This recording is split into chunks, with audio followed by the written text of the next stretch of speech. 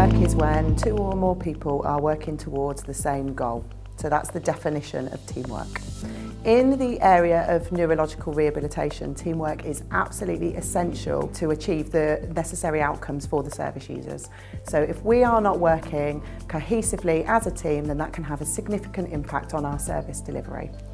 So within the Christchurch Group and within neurological rehabilitation, we rely on several different members of the team who possess different sets of skills, and those skills work together interdependently to actually provide good outcomes for our service users. Nurses within two of our services in Christchurch Group, their role really is to provide the support and care for people's physical well-being. So their role is to make sure that the service users within their care are actually medically stable, and they would report directly to the consultants that we have within our services.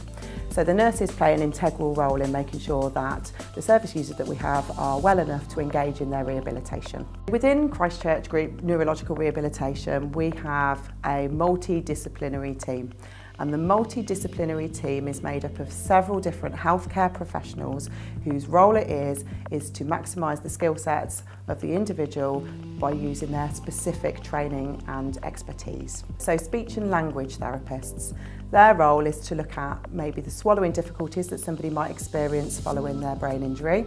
Their role is also to look at their communication needs, and sometimes those can be quite evident, or sometimes they could be more subtle, so they could be cognitive communication difficulties.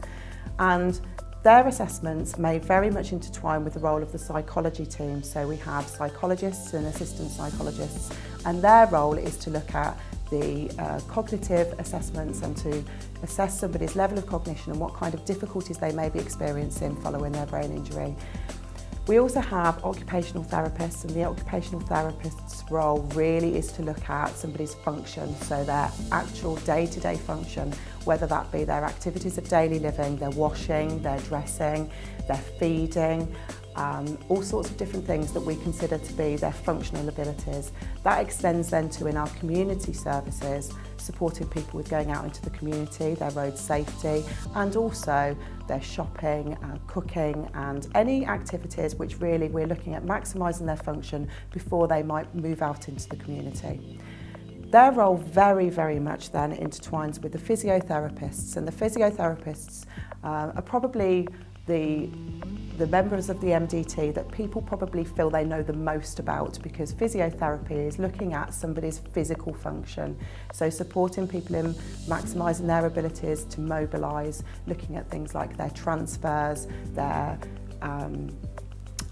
upper limb control, looking at different areas of their physical function, and their roles very much intertwines with the occupational therapist, because the occupational therapist and the physiotherapist are often looking at the same things to maximise somebody's function. We then have our rehabilitation assistants. So our rehabilitation assistants work through the day and at night, and their role is to look at the day-to-day service delivery to our service users. So the speech and language therapist may put together a speech and language therapy programme for our service users, which may involve oral exercises. It may be the role then of the rehabilitation assistant to complete those oral exercises on a daily basis, sometimes 2 or 3 times a day. The therapy team may also put in place a plan regarding taking somebody out into the community, so they might complete the initial assessment, and then it is the role of the rehabilitation assistants to then support that person in their daily access. Every team requires a leader, so it is the role of the management teams within the services to gel everybody together. So their role is to make sure that every function within the multidisciplinary team is working together to achieve the best outcomes for the service users within our care. A successful team is dependent on many attributes. It's really important that all of these work together to make the team successful. If you were to ask anybody what the first key attribute is to any good working team, I think the thing that most people would pick up on is communication. Communication is absolutely essential. So if all the different members of the team aren't communicating effectively with each other, then ultimately everybody is lone working and not working as a team at all. Probably the second good attribute of a team, I would say, is consistency. particularly within the area of neurological rehabilitation, because everything that we are trying to deliver needs to be consistent in order to benefit the service user. If we can't deliver consistency, then ultimately we could have an impact on that service user's recovery. Another attribute which is really important is a shared goal. So if we are all working towards a shared goal, then we are all on board with what it is we are working towards. If we have separate goals, it will prevent us from working together. So within a team, it's important that everybody is working cohesively together and that everybody knows what their role is within a team. I always see a team as a little bit of a picnic. So if everybody brings cocktail sausages to a picnic, then it's going to be a pretty boring picnic. But if everybody brings cocktail sausages, some crisps and something different, then actually that's what makes it a picnic. So when we look at our teams, what makes an effective team work well together is the skill mix and what everybody brings to that team. And that's where multidisciplinary working is essential, because everybody has different skill sets that they can then educate other members of the team with. It's essential when working in a team that everybody has respect for each other. We may not always agree with what everybody else is saying. We may have a difference in opinion. That happens a lot within multidisciplinary working, but it's from those disagreements sometimes and from those discussions that actually some of the best results can be found. It's also essential that the team members that are working are competent. So if we again look at the role of a team and we think of it as a human body, with every single member of the team being a different function within the human body, if one of those functions breaks down, it can impact on the rest of the body. If a member of the team isn't working in the way that they should do, that can have an impact on the rest of the team. It's always important to support each other. Working in any field can be challenging, and ultimately, if we don't support each other and respect each other, then we aren't working well as a team. So respecting and supporting each other enables us to get the best results for our service users.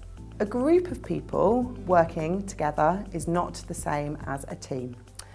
So a group of people with separate goals that aren't working cohesively together may not work in the same way that a team may work. Teams work interdependently, and people working as a group work independently. Within groups rather than teams, workers tend to lack ownership of what they're working towards. They tend not to understand the roles of each other, and consequently there can be quite a lot of conflict within groups. The lack of ownership towards goals can then also impact on productivity.